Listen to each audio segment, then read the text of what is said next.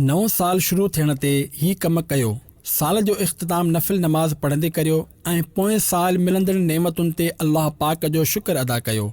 जो अल्लाह पाक फरमाए थो, जेकॾहिं तूं शुक्र अदा कंदे त तोखे अञा नेमतूं ॾींदासीं। पोएं साल थियण वारे गुनाहनि ते तौबा करियो। जो हदीस पाक में आहे, पंहिंजे गुनाहनि ते तौबा करण वारो ईअं आहे ॼण उन गुनाह कयो ई नाहे। जेकॾहिं अल्लाह तव्हांखे माल और दौलत ॾिनो आहे त साल जी शुरूआत हिन नेकी सां बि करियो जो कंहिं ग़रीब जे घर राशन या कंहिं ग़रीब बीमार जो इलाज कराए वठो।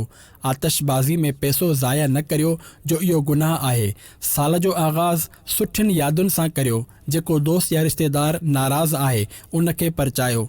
इन मौक़े ते अल्लाह जी नाफ़रमानी करे नचण, गाना बाजा, शराब पीअण, जुआ ऐं वन व्हीलिंग करे गुनाहगार थी पंहिंजी जान ख़तरे में न विझो। नए साल जे आगाज़ ते नियत करियो त हाणे मुंहिंजी का नमाज़ क़ज़ा न थींदी ऐं मां कूड़, ग़ीबत, चुगली ऐं ॿियनि गुनाहनि खां बचंदे पूरी ज़िंदगी गुज़ारींदुसि। जेके सुठा कम पोएं साल करण जो इरादो कयो हो ऐं कंहिं वजह खां बि रहिजी विया, अल्लाह पाक जी रहमत खां मायूस थियण जे बजाए उन्हनि खे नए साल में करण जी कोशिश करियो।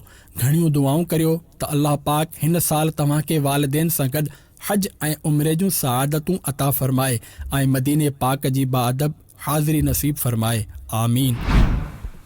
सिंधी सोशल मीडिया पेज खे लाइक कयो, फॉलो कयो ऐं शेयर कयो।